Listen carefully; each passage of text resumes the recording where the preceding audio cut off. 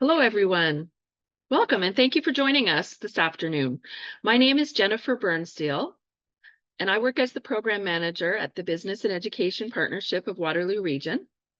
We're a local charity that helps young people in our community as they start exploring their futures. So we like to educate and inspire them about future possibilities as they enter their careers.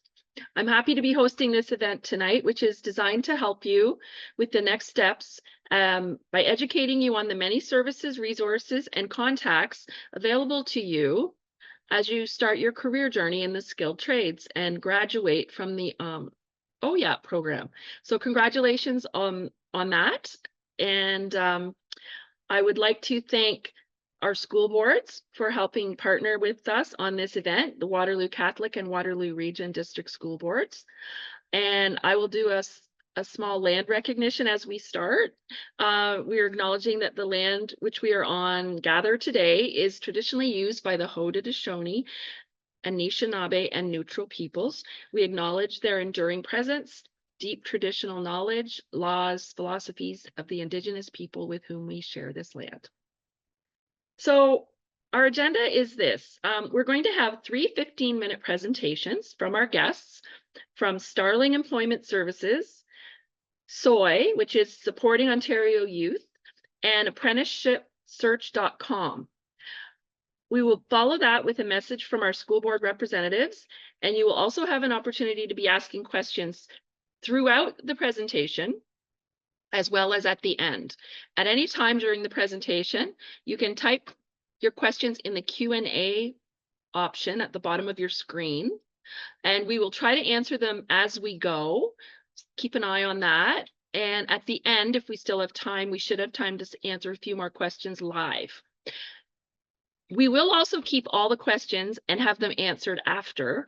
And when this is over, the session is being recorded. Everyone will receive a link to the recording and also all the answers to the questions. So you'll be able to benefit from that going forward.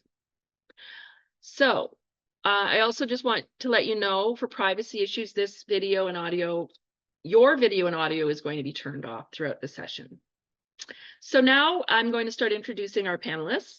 We're privileged to have these three speakers tonight representing some wonderful organizations who offer great resources to help you in your future career path in the skilled trades.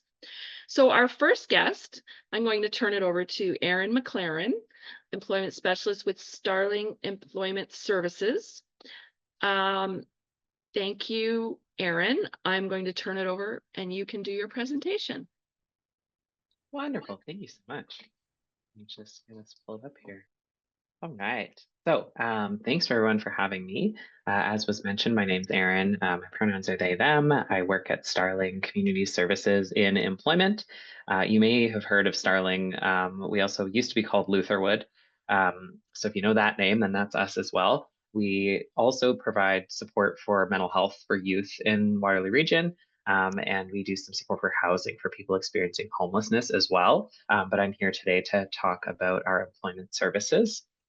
Just saw something in the chat and I want to make sure everyone can see me. Yes, okay, we're fine. It's not for me. I'm here to talk about our employment services and the supports that we offer through our employment programs, mainly Employment Ontario. I advance my slides. There we go. Really and truly, Starling's employment services support job seekers at all different points of their job search. So we've got this kind of windy trail of job searching, and that can include apprenticeship searching as well. And even starting from that, like scratching your head, not knowing what you want place, getting into the part where we know what we want, but we need some skills, marketing ourselves to employers in the area that we're interested in, actually getting the job that we are interested in, and then keeping the job too. It's not just about arriving at your first day, but continuing to have success after you have gotten the job that you are looking for. And Starling, as an Employment Ontario provider, we can support with all the different parts of this journey. Let's talk about how we do that. You'll also see the title Employ Next by Serco. So that's another piece. Employ Next or Employment Ontario kind of go hand in hand in our area. Our services are free. They are funded by the Ministry of Labor, Training, and Skills Development. We have resource centers at our 3 sites. We've got a location that is in Galt, in Cambridge, in downtown Kitchener, and one that is in downtown Guelph as well. And in all of those resource centers, you can access some free supports and then get connected to the other services that we offer. We run workshops and we host job fairs and hiring events. So if you follow us on social media, you might see different ones that we've got. We've had a couple at our Kitchener office recently with different employers that are hiring or want to get the word out about roles they have available. And so we have opportunities for people to come in and learn more about those jobs and speak with employers directly. We offer one-on-one supports through our service teams. I'm going to talk more in detail about that. Part of what we do is we help folks connect directly to employers. So we build relationships with employers in our community to help connect the job seekers that we're supporting with opportunities directly. And we have some placement opportunities, which really means we've got some resources to help employers kind of take folks on and make sure that they've got the resources to train people well and support them while people are getting into that job at the beginning stages.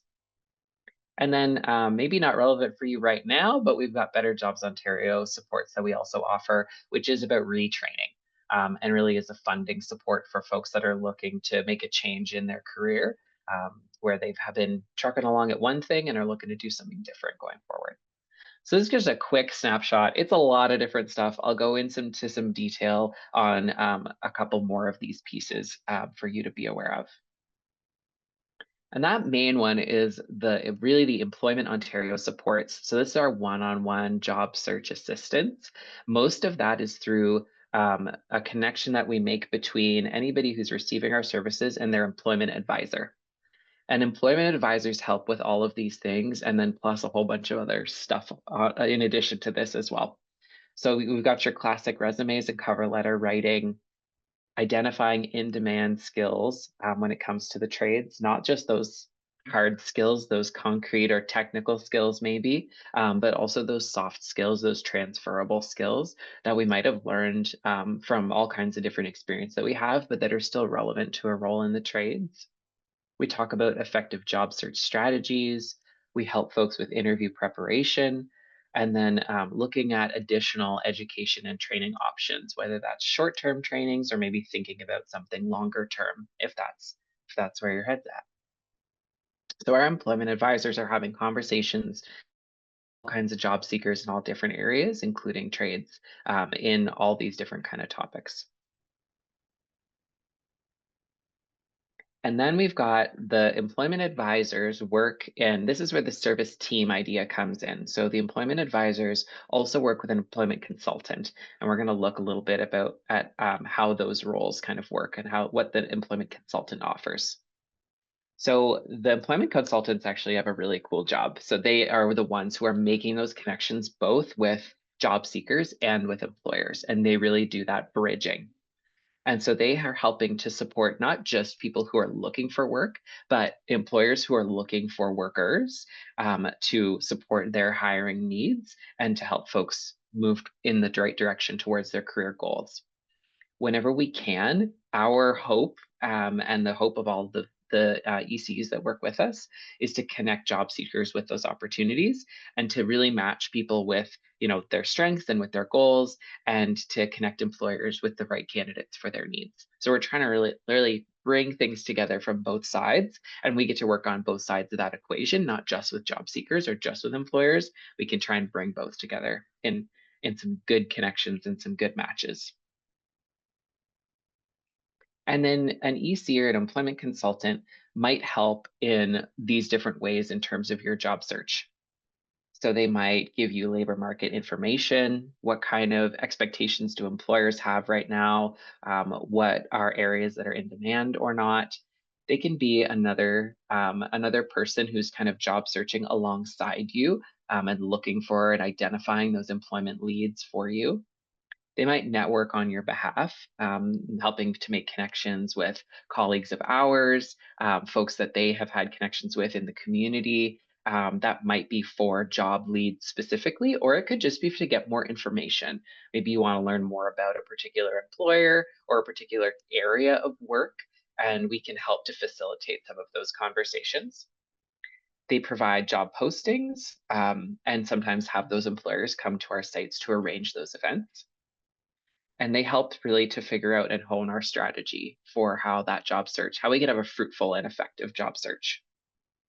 And then we've got those resources as well. This is where that placement piece kind of comes into, where we've got those resources to try and incentivize employers to take folks on, especially when they're making that investment in somebody as an apprentice. And so ultimately, we're looking at working as a team between those three different players, that employment advisor, the employment consultant, and then you as the job seeker, where we're working all three folks as a team together on the job search. Quick eligibility pieces. So the program is mostly for folks that are 18 and older. So be aware of that. There's some extra pieces if you are under 18 and want to connect with employment services. So if there's questions, feel free to put those in the chat. You need to be a resident of Ontario. In terms of Starling, you need to be a resident either of the region of Waterloo or of the Guelph area for our Guelph site. You need to be the right age and also to be eligible, you have to be eligible to work in Canada and have a SIN number. And then there can be other kind of suitability pieces that we look at depending on different programs, but these are the main pieces. Yeah. So if there's other questions around this, then let me know. But those are the main ones. And then in terms of getting connected to us, you can find out info about all the different things that Starling is up to at Starling CS. So that's starlingcommunityservices.ca. And you'll see all three of those divisions that we have: housing, employment, and mental health. So starlingcs.ca/employment will take you directly to our employment info. There's the numbers for our Kitchener site for employment and our Cambridge site as well, where you can connect with us. You can call, you can walk into one of our resource centers. So if you take a look again on the website, then you can see those different locations where we provide employment services, and you can drop in during our office hours to get that conversation started if you'd like. You're welcome to call. I think there's a web form you can fill out as well. So there's a lot of different ways to get in touch with us to just start that conversation about, this is where I'm at with my job search, and do you think that you could give me a hand? Okay, and I think I'll leave it there. Thank you, Erin. That was a tremendous amount of information and some amazing resources. So I encourage everyone, if you haven't already been aware of them, both Cambridge and Kitchener offices, so please take advantage of these. It sounds like a really great opportunity. So thanks, Erin. So now we're going to pass it on to our next guest, Linda Alati, Program Manager from Supporting Ontario Youth. And she has another great presentation that she's going to share with us. Hi, Linda. Hi there. Okay, hello everyone. My name is Linda Alati, and I'm here to present to you the SOI Advantage and what we do to help students such as yourself transition to the trades.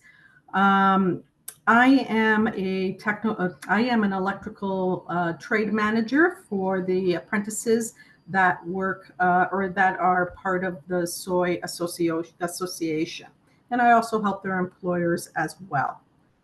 So before I tell you a little bit about what apprenticeship is, which I'm sure you know, but I want to tell you a little bit about SOI. We are a not-for-profit organization, and we're here. Our mission is really to raise awareness about the skilled trades and to provide support, resources, guidance to those that are looking for a job in the trades and how to get them as ready as possible to be successful in finding that job in the trades.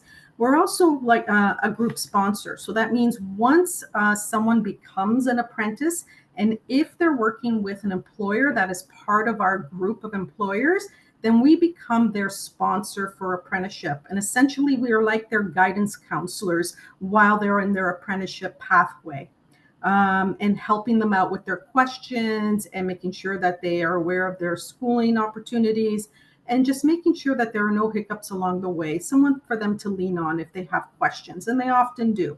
Okay, so hopefully one day you will be what we call a soy apprentice, and we'll be able to help you out. So I just want to go over with what is apprenticeship.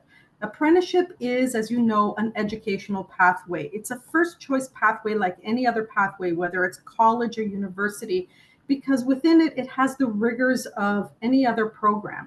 You're on the job learning, yes, 90% of the time, and you're working with state-of-the-art equipment wherever you are, industry-related equipment, alongside a journey person or your professor or instructor, so to speak, and learning from them hands-on. But there's also that other 10% where you are in a classroom and learning a rigorous curriculum. And some people say that doing like a 5-year apprenticeship in something like electrical is almost like getting it's like getting a master's degree in university in terms of the amount of time you have to spend learning, and also the rigors of how you are tested and so forth during that apprenticeship.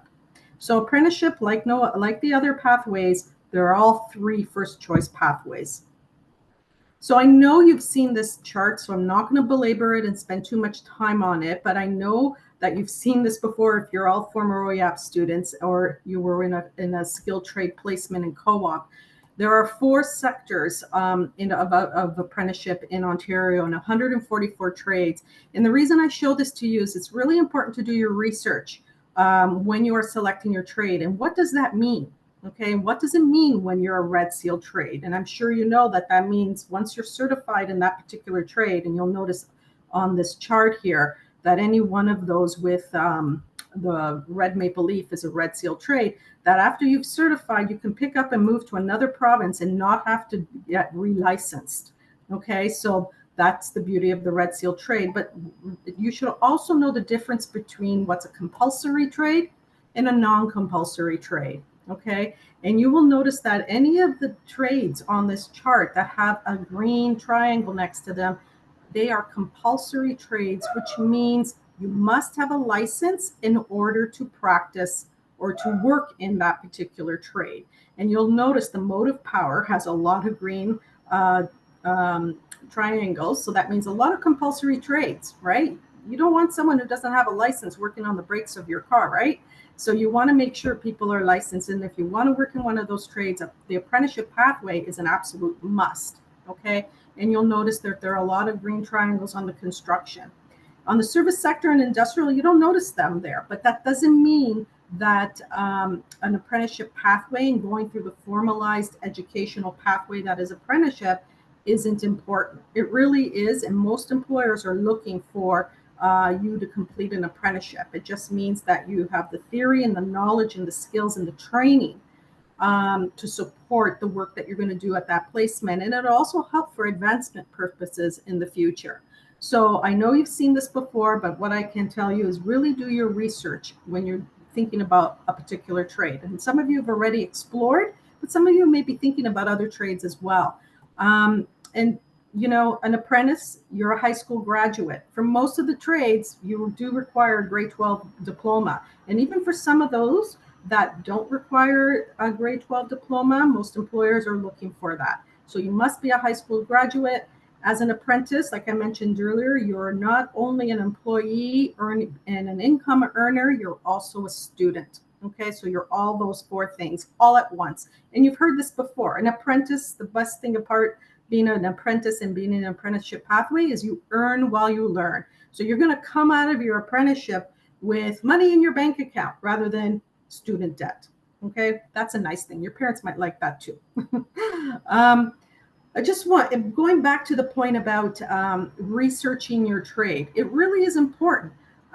You should know, what's the workforce profile like? What are the job prospects? What does it mean?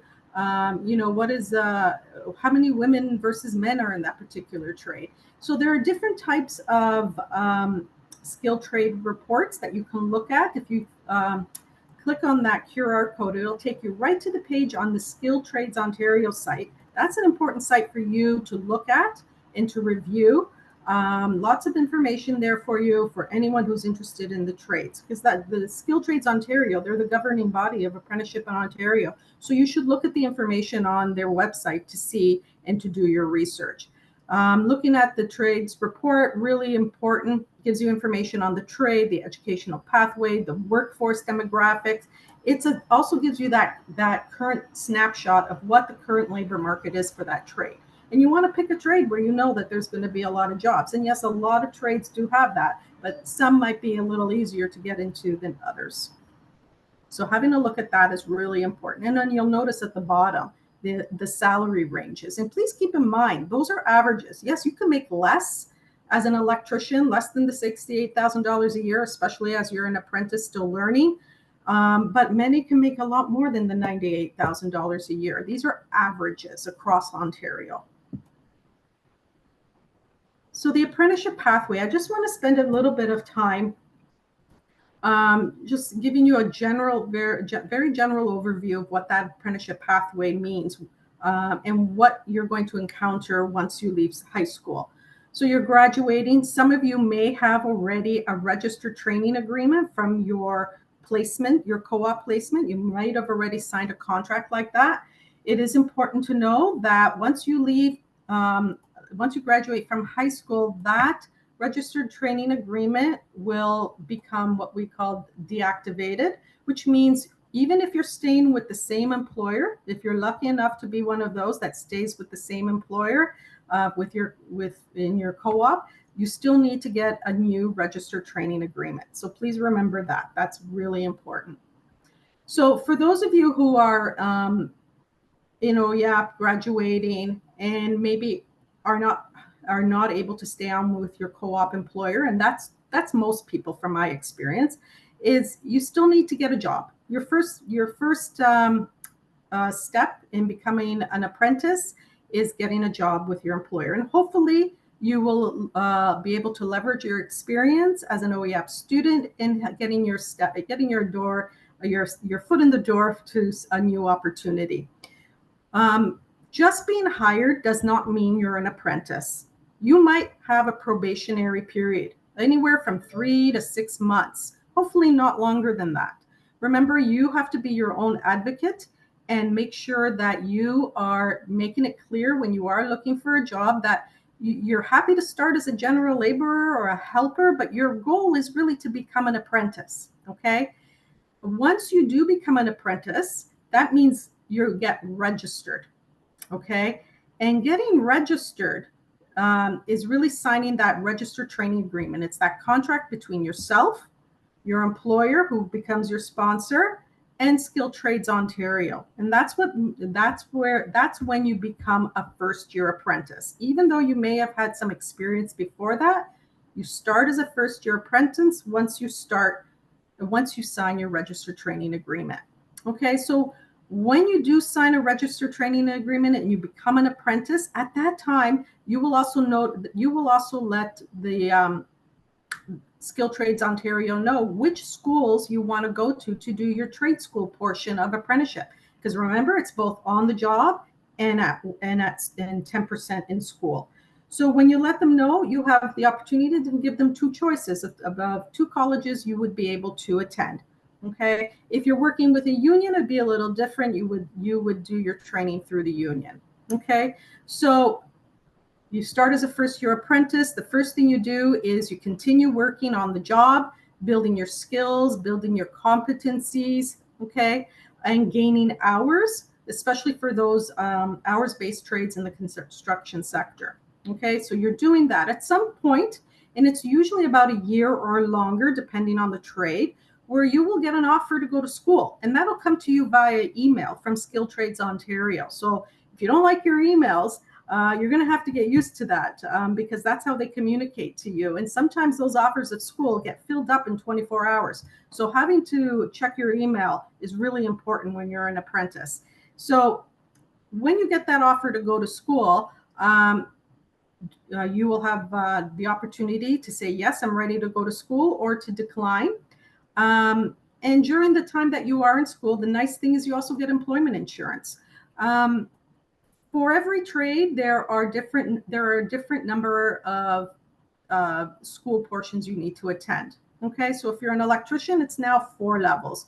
Other trades, it could be 2 or 3 levels. And that means anywhere between 2 and 4 times you have to go to a college and go to and do the in-school portion where you are doing homework, you're doing lab work, you're getting hands-on experience there too, but you're getting the theory part and you're being tested on it. Okay, and you're going to do that 2 to 4 times depending on your trade.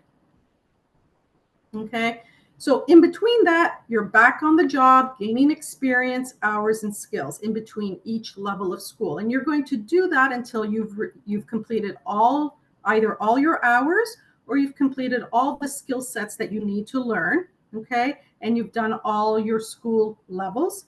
Then you're at the point where you are able to apply for apprenticeship completion or your certificate of apprenticeship. Okay, and that could take, by the time you get to this place, depending on the trade, that could be anywhere from 2 years to 5 years. And that's why I said you need to research your trades, because that really varies from skilled trade to skilled trade, just how long this pathway takes. So when you earn your certificate of apprenticeship, then you are what we are called a completed apprentice. That's the new term, apparently. And at this point, you have the opportunity, or you have 1 year to write your certificate of qualification exam. And once you've successfully completed that big exam at the end of your apprenticeship, then you become a journey person in that particular trade, and you earn your certificate of qualification. And for those trades that are red seals, this is the time where you can say, you know what, I've had enough of Ontario. I want to move out to Newfoundland or Nova Scotia or Alberta, wherever you want to go. And you can do that without having to re-register. So I know this was a lot and very quick, but hopefully you get the idea that it's part school, part work, and that there is a pathway, a very clear pathway with periods of testing as well.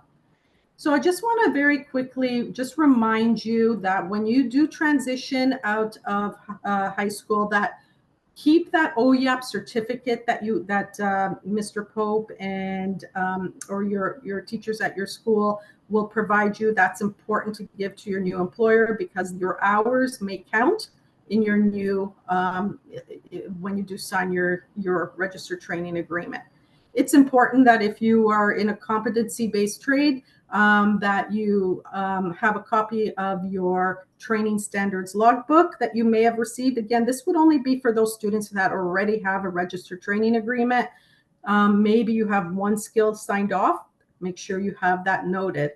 And make sure that you leave high school with an updated resume. I know your co-op teachers are working on that with you. It really is important, because sometimes there's still a lot of work that needs to be done on that. And it does make a difference about whether you're going to get an interview or not with a lot of employers. Okay, so making it as trade specific as possible is important.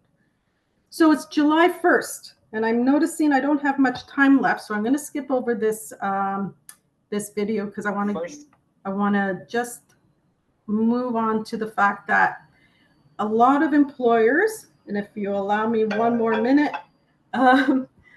these are the skills that they're looking for. Okay, so hopefully during your time in high school through co-op, you have worked on the fact that you are coachable, you know how to show initiative, that you have a positive attitude, and that you're reliable and you can work in a team, because we hear over and over from employers, this is what matters. This is what's going to help you get a job, but more importantly, these are the skills and attitudes and work habits that are going to help you keep a job.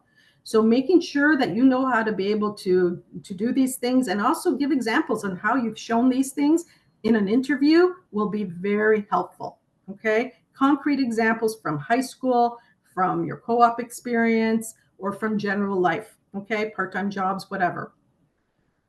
So after July, we welcome you. Once you've graduated at our program, just like Starling's program, you have to be 18 years of age and be a graduate in order to join.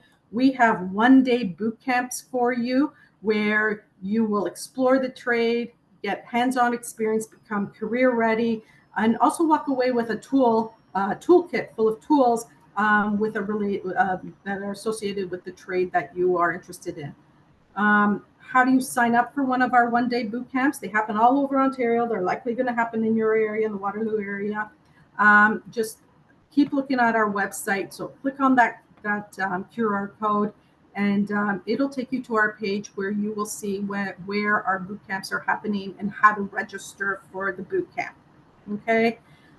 Just want to bring your attention to Apprenticeship 101. So I had to do this very quickly. Normally, this is like an hour and a half presentation, but do come to our Apprenticeship 101 live webinar on July 2nd. You're done school well before that.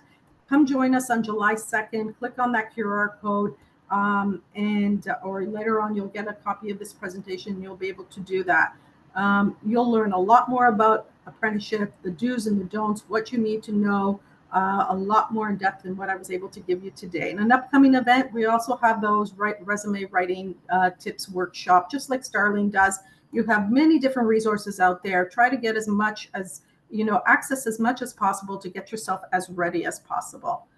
Okay, so one other thing, Learning Networks of Ontario. If anyone struggles with math or literacy, especially math. Math is important in a lot in the trades. There are free resources for you out there that will help you with your math and with some of the stuff that you might need to do. So know that there are resources and supports out there for you. When you do become an apprentice, you're not left alone. And there are a lot of resources you can access to help you along that pathway. Okay. And if anyone here is interested in brick and stone mason pre-apprenticeship, this opportunity, I know it's not really close to you. It's out in Port Hope, but if you know anyone that lives there, and you want to room with them during this, it's a 12-week program from August 25th to November 14th. It's all free. And after this brick and stone mason pre-apprenticeship program, you will likely be signed up with the union. If this is something you're interested in, I highly encourage you to apply now. Okay, so I'm going to let this be. And Hey, Linda. okay. I know that was a lot of information to try and pack in, so we really appreciate you trying to condense your presentation. And just so everyone knows, you will be receiving a recording of this presentation, so don't panic if you're missing something as it's going by. You will get an email with a link, so you can rewatch this as many times as you want, get the information and links to the resources. So thank you, Linda. I am going to pass it on to our next guest. Laura Wells from apprenticeship.com is going to share some more resources with us. Thanks, Laura. Thank you so much. Let me just... Okay, so I am from apprenticesearch.com. So my name is Laura, and I am one of the job developers. So I work on our employer side, chatting with employers about how can I help them find folks to work for them in the skilled trades. So just quickly, we'll talk about finding employment in the skilled trades. We'll talk about the job seeker registration process on apprenticesearch.com, and I will talk about our programs and services. So if you're not familiar with apprenticesearch.com, we are a free online job search and matching platform. So we focus specifically on apprenticeship trade positions across Canada, as well as apprenticeship pathway positions as well. So apprenticesearch.com has existed for over 25 years. For about 23 of those years, we were in Ontario only. And then a few years ago, we expanded to be national. So if you're thinking about moving outside of Ontario, or if you're looking to stay inside of Ontario, we are able to support you with both. So in addition to the job board that we have, we also offer support and guidance to both employers and apprentices through apprenticesearch.com, and we provide this service virtually. So for the job seekers that join our site, you are able to create an applicant profile. You can search for and apply to jobs and connect with employers who are hiring through the site. You can also sign up for one-on-one job coaching and access other supports that we have. So I do like to mention that you can access services from Soy and from Starling and from apprenticesearch.com at the same time because the funding is slightly different for all of us. So you can also register for skilled trades exploration and employment programs for sustained support over the course of your apprenticeship. And you can also join skilled trades events for career advice, networking, and mentorship.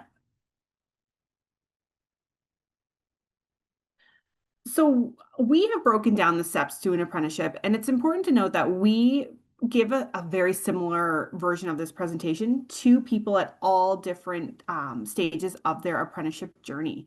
So we often say that exploring your career options is the first step to starting an apprenticeship. You may know what you want to do. You might be thinking between a few different trades, or you might not have really a lot of idea about what you want to do, and we're happy to support with both. We have resources on our website that you can check out without even registering, and we're also happy to point you in a few different directions for you to do some research on what works best for you. And then we can help you create a plan of action as well.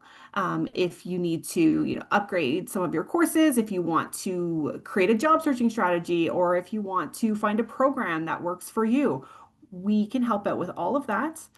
We can have you register on apprenticesearch.com, and we'll talk about what the registration process looks like, because it's very easy. Then once you're registered, you get access to our full suite of programs and services. We can help you secure an employer or a sponsor so that you can start your apprenticeship. And then you'll get registered with Skilled Trades Ontario. I know Linda did a really great job of what that looks like as an apprentice, and we can answer any questions that folks have about that. And then you'll go through and you'll complete your apprenticeship and become certified. So with how apprenticesearch.com works, you can come back, you can start with us, and then you can start your apprenticeship, and then maybe you won't need support from us while you're going through your apprenticeship, but then maybe towards the end you have some questions about how it's going to work, or you're looking to get some study materials for an exam, then folks can come back to us and ask those questions as well. So we are happy to support at any part of this journey. So as a job developer, I work with employers and I talk to employers all the time. And Linda talked about this a lot as well. So, and Erin did as well. So talking about what employers are looking for, they often say previous related experience, but they don't always mean the experience that you're being paid for. OYAP experience, co-op experience, volunteer experience, all of that looks really great on a resume. They also look for certifications, both skilled trades related and health and safety related. We know with a lot of employers, especially employers in the skilled trades, safety is paramount. So if you can come to them with those certifications, then you are showing that you are focused on working safely, which looks really great to an employer. They're also looking for availability that fits within their work schedule. So thinking about the field that you want to be in or the trade that you want to be in and what that schedule can look like. For example, can you work on weekends or rotating shifts? Another big part of this is, can you work on call? Does that work for you? And that often goes hand in hand with employers looking for folks that have a driver's license or access to reliable transportation. If we think about jobs that have an on-call portion, the employer will likely want you to get somewhere very quickly so that you could start the job that you need to do. So if you have a driver's license and you have a vehicle to get there, then it's a lot easier for you to do that work. Or if you're working in a field or a trade that you are traveling to different places every day for work, then it makes sense. Having a driver's license or and a reliable vehicle are going to be more important for that type of employer. And strong employability skills. I cannot tell you how many times I have an employer call me and say, I just need someone who wants to work, who's going to show up on time, who's going to learn from me. So showing that you have those strong employability skills all throughout your job search is very important because often these are the skills that employers want you to come with that they can't teach. And lastly, employers are looking for a strong resume that reflects what they're looking for. The resume is usually the first thing that is going to get you into the door with an employer so that you can sell your skills and experience with your interview. So we're happy to help out. I know a lot of the folks on this call are happy to help out with a resume so that it accurately reflects your skills and your experience.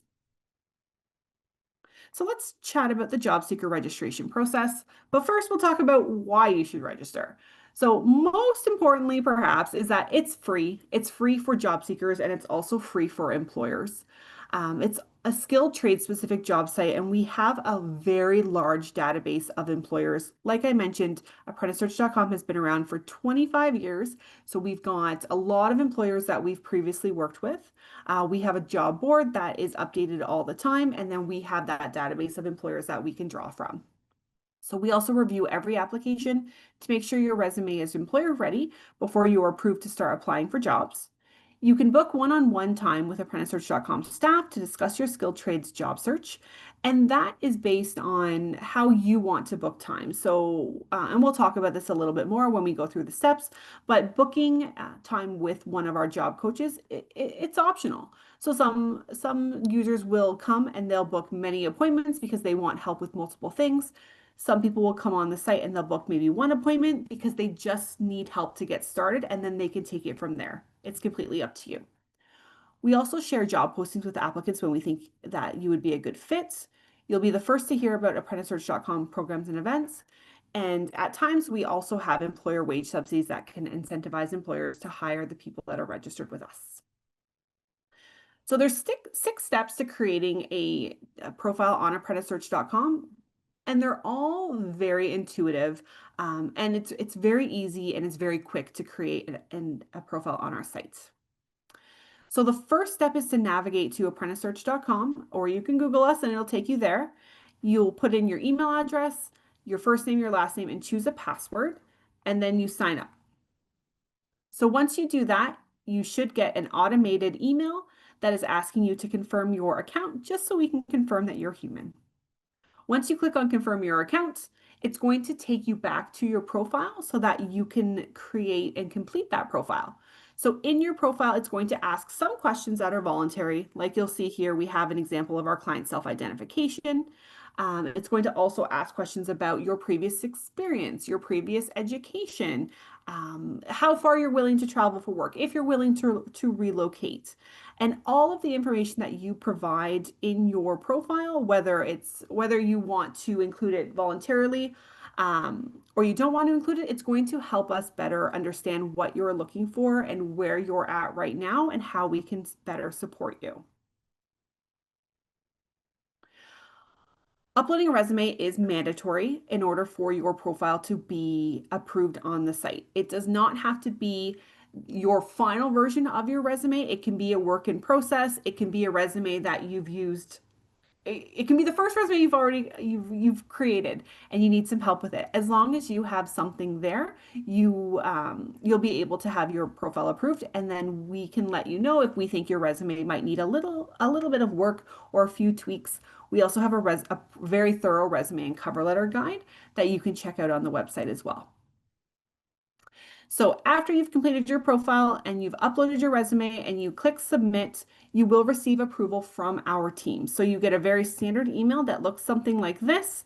You can now search for and apply to jobs, and it'll tell you what the next steps are, and it'll give you the general admin email that you can reach out to. It's monitored all the time by a staff member if you have any questions. About 24 hours after you submit your profile, you can start looking at ApprenticeSearch.com right away, but you'll receive this email about a day after you submit your profile, and you're going to have a job coach that reaches out to you.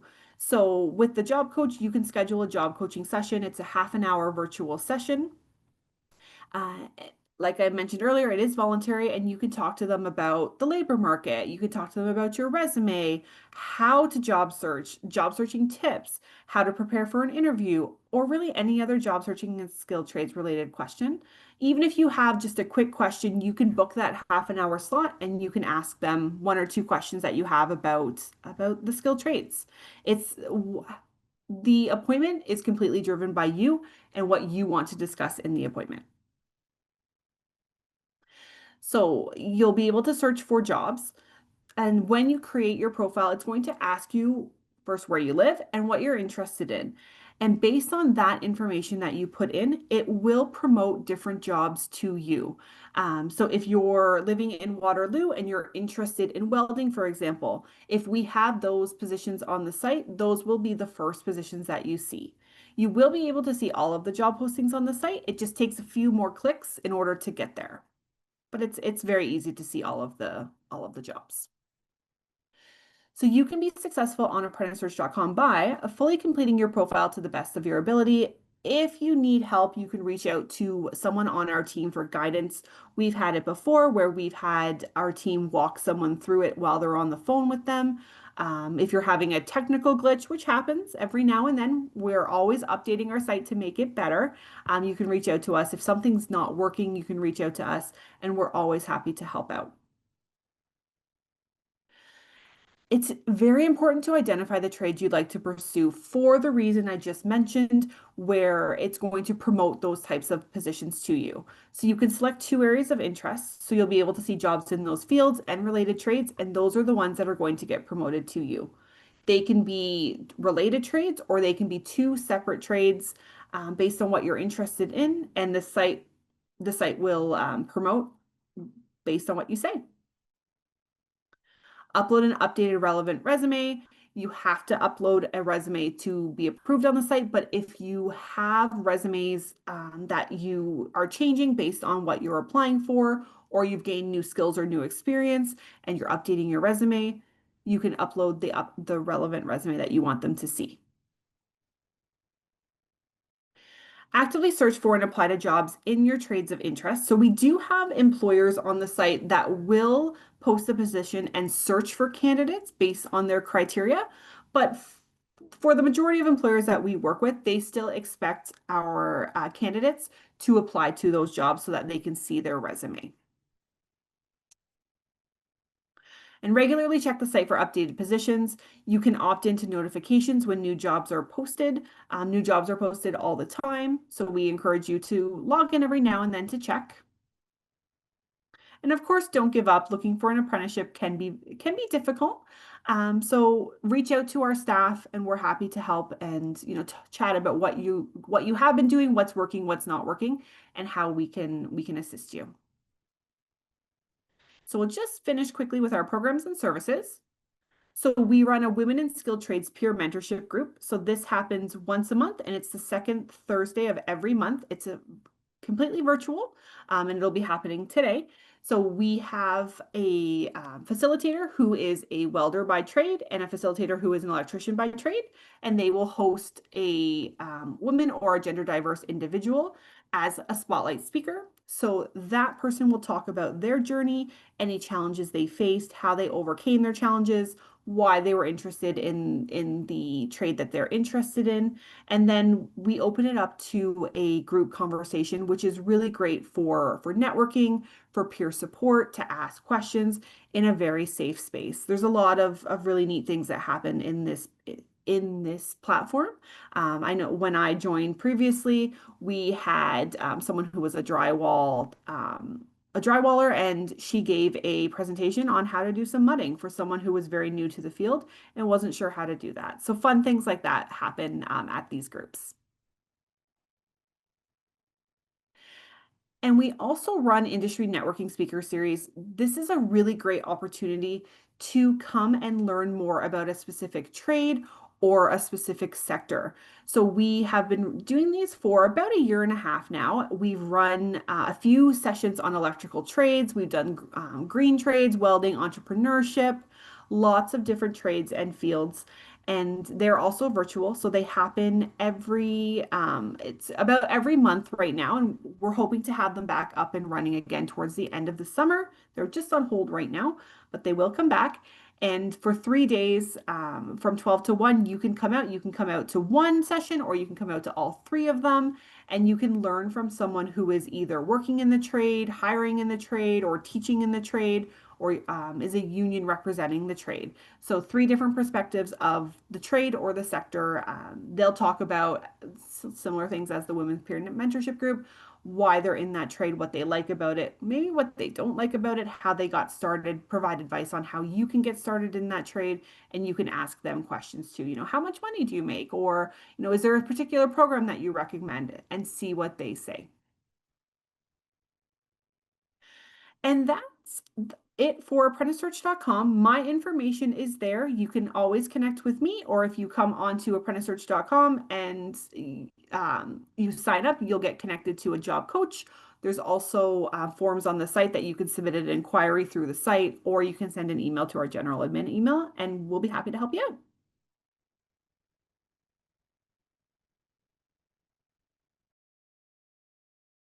Thanks. Thank you, Laura. Again, some great information that we're getting here, and it will all come to you in the email. I encourage you to take advantage of all these resources. We're now going to turn it over to the school board reps. We have Cidalia Taggart and David Pope from the school boards here to go into some more in-depth information about the OYAP programs at the various school boards. So I will pass the camera over to Cidalia first. She's with the Catholic board. Thanks. Thank you. Welcome, everyone. Lots of great information being shared. I just have some closing remarks related to your school board accounts and files. Just remember that upon your graduation, you will not have any access to the network at your school board.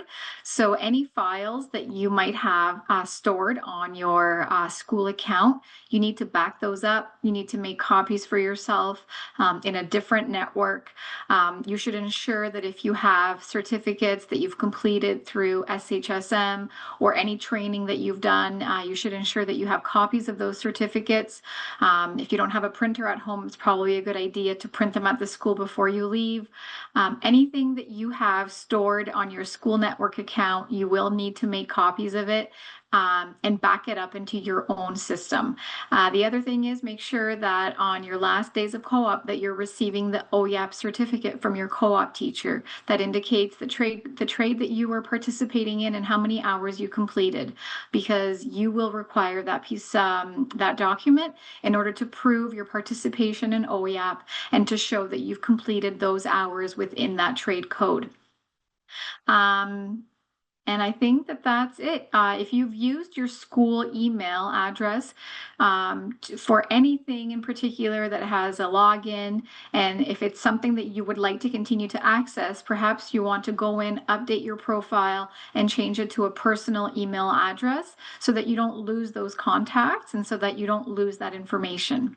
And I'll let David fill in any gaps. Thanks, Cidalia. You'll have some links posted in the chat momentarily. So the most important takeaway from this is that there are supports for you after you graduate high school. So these are some great resources for you.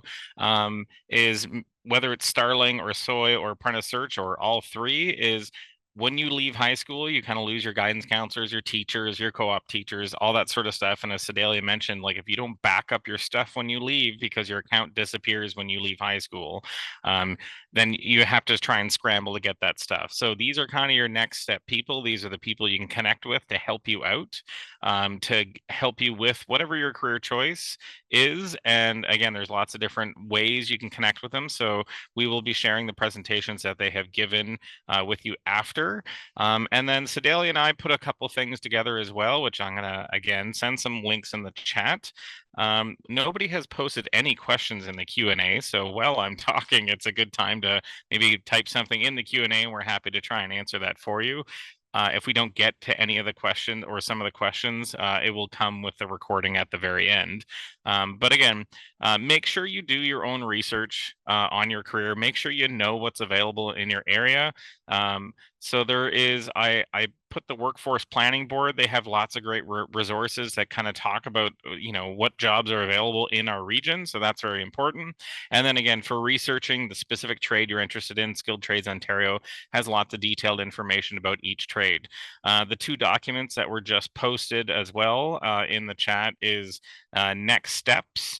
So it lists your next steps for after high school, makes it really easy, and then also links to all the different associations, either unions or group sponsors, or all the different options that might relate to your trade sector or your specific trade. And then there's also a document called Live the Skilled Life, which also kind of gives you that step-by-step to help you with what your next step is. Key takeaways as well, as it was mentioned before, is get your driver's license as soon as possible. Even if you don't have a vehicle currently, having your license is super important. So you may be driving a company vehicle, even if you don't have your own vehicle, that's definitely important to have. And then the best part about all these different resources for you is the hardest part about your apprenticeship is potentially finding that employer willing to sign you as an apprentice. So connecting with Starling, Soy, or Apprentice Search, they're the ones trying to make that connection for you and help you out with that.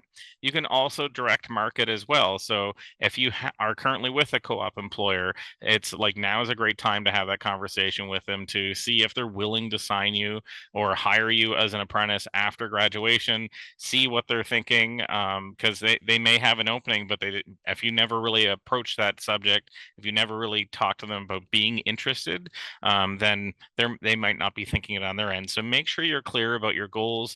If the employer you currently have is awesome and you love working with them, tell them that and see if they're willing to take you as an apprentice. I think that is all the information I was thinking of. Oh, one other thing is, again, all your information in My Blueprint. So you may lose access to My Blueprint when you leave high school, but your portfolio you will still have access to. But again, as Cidalia mentioned, is make sure before your last day of graduation. So whenever that last day of school is, before that date, make sure you back up all your files, specifically co-op files, because you may need those in the future. So make absolutely sure you have them, and there's no guarantee your teacher's going to have copies of those. So it's your responsibility, because that might earn you some extra hours or job skills for the future in your apprenticeship. And that's all I have. Thanks, Dave and Cidalia. Yeah, it's been pretty quiet with the questions on this particular chat. If anyone does have any, please fire them in now. I would just like to thank all of our partners for taking part in this session. Lauren, Aaron, Linda, Dave, and Cidalia. We're lucky to be able to work with such great organizations to help with opportunities for youth. We hope that this has provided some great resources to the youth and that are graduating. I would like to personally commend all the students that took the time to watch this session right now and for investing in your future. And I do think you'll have a little edge over others by doing that. So thank you, and really congratulations on your graduation, and your future is very bright. I will just let you know there will be an email coming, not right away, but in a day or two. You'll have a link to this recording, and there'll be some links to all the different organizations that are here. Also, a little survey. We'd love it if you could fill that out and tell us what you thought. And I just want to do a little pitch for the BEP.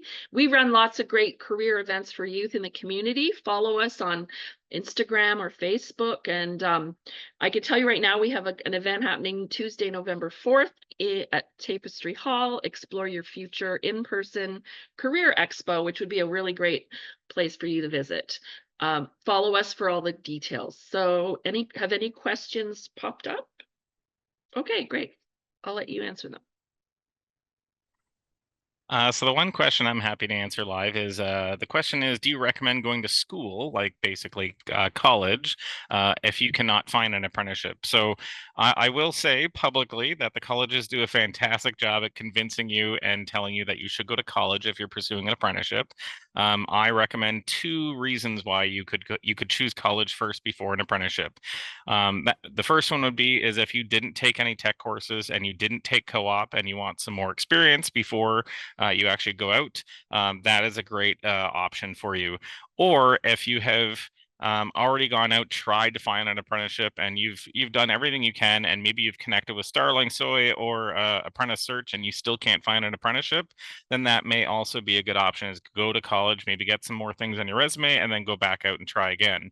But you do not need to do a college program to pursue an apprenticeship, as the apprenticeship is a post-secondary pathway. So you can leave high school, and again, you can find that employer willing to sign you as an apprentice, and that is your end goal. So the sooner and the first company you can find that is willing to sign you as an apprentice, that should be your goal if apprenticeship is your goal.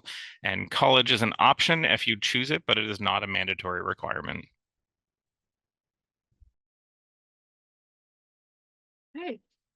Any other questions, or I feel like that might be a wrap. So that was the answer to your question. I don't know. It's taking your answer. Okay. Oh, yeah, no, that's. Okay. Thank you, everyone. I think we are going to wrap it up. It's been a whirlwind of an hour. We've got some great stuff here. You will get an email of this. Thanks everyone for participating. And like I said before, good luck and everyone with your graduation and your futures. Have a great evening.